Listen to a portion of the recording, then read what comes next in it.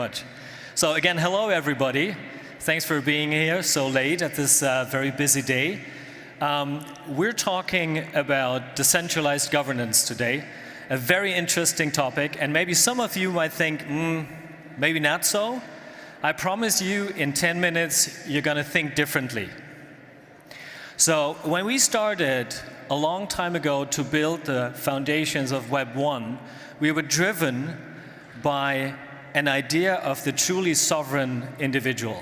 We were driven because we understood that the internet, for the first time ever, let people and societies transact, play, create, work across borders, independent of nation states, with truly individuals that were sovereign. So that was the idea that was put down in the original manifests, and that was driving the space. And I think that's also why we're here today, still. Because on the way, a couple of things went wrong. So today, if you look at the internet, it doesn't look very decentralized. It is dominated by a few players, some of which do a great job, but still, it's not decentralized. And the sovereign individual is asking themselves questions like, who owns my data? And what we see at the same time today is a big shine of hope with Web3. So this is the missing piece. With Web3, we have the possibility to take back what we own and proceed from here. And don't be confused or even discouraged by the fuck-ups of the last month. Because Web3 is intact. No code was broken. No consensus mechanism failed. None of these things that make Web3 truly original and valuable broke. What failed were old school institutions, centralized, very badly governed institutions. That's all. And I'm hurting as much as you are for this, but I think it's very important to not get discouraged by that. Web3, in the essence of it, is intact.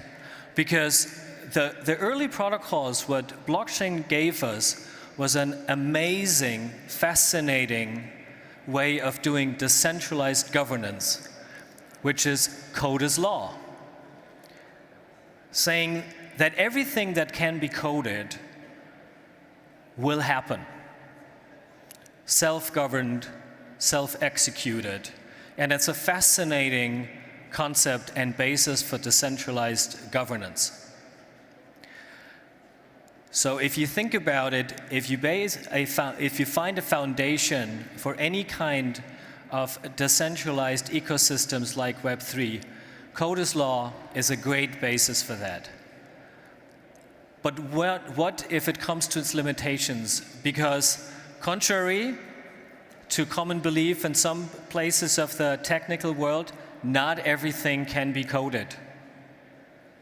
So the foundation of that was set by the works of Oliver de Hart.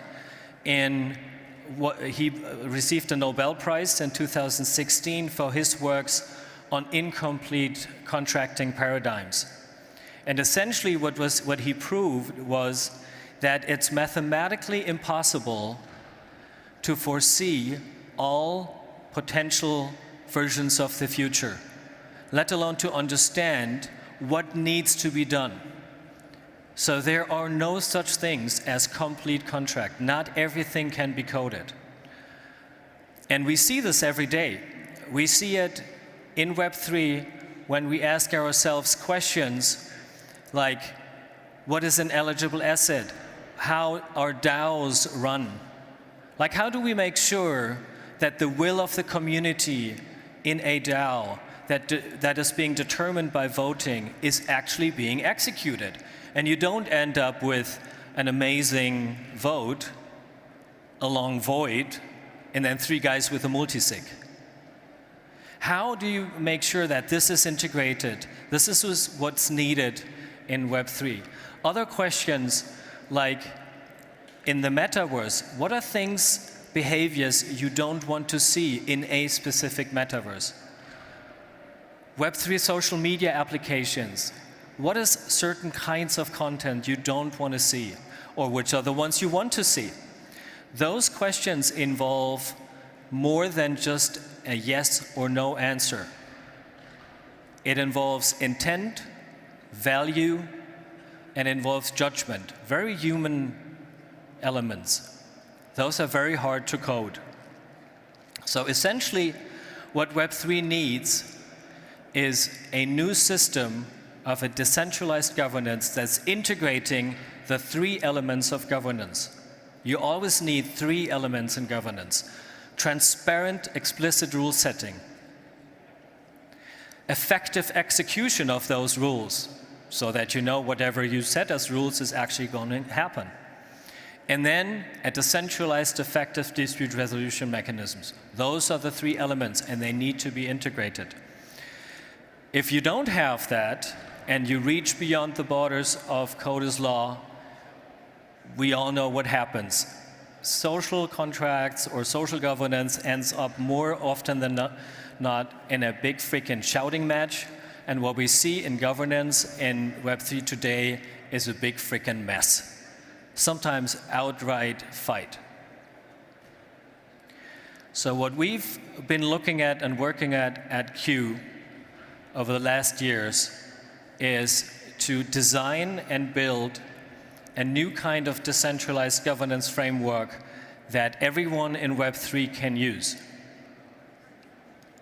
It is comprised of the elements that every governance needs. You have a very transparent, explicit form of rules. So you could, as a DAO, come up with your own rules and say very explicitly, that's where I want to spend my money. This is how decisions are being made, by those people, that way. And you can also have, as a second layer, an effective execution upon that. So you will not have the problem that the community has made a decision and it never appears in the real world. It's never been executed upon. That we do with a second layer of full nodes we call the root nodes, a very diverse distributed set of individuals, entities that are kind of the guardians of the system, and they oversee the rules of which is the constitution a private contract. This is fully decentralized, it's built, it's backed by companies, states even, individuals. And on top of that, the third element that we have implemented, and that is necessary, is a decentralized dispute resolution mechanism. There, we have integrated with the ICC, the International Chamber of Commerce, Court of Arbitration, which is the biggest private arbitration organization in the world. So whenever there's a dispute amongst participants of the systems, they can take that to the ICC. The ICC is going to render what's called an arbitral award, a judgment, and that can be implemented and executed on-chain or off-chain in a fully decentralized way, independent of any individual, any institution, no nation states involved. So essentially, you're able to create your own law, your own execution mechanisms, and use those dispute resolution mechanisms. So if you want to know a little more about that, if you want to know more about what makes decentralized governance and why it is important, you will find me and the team here right in that other hall. At the end of it, we have a little stand where the media is. I will be around, and I hope you understand a little bit more, like, not everything can be coded. We need decentralized governance, and believe it or not, there's a system out there that as a infrastructure can help you build those structures. Thank you very much.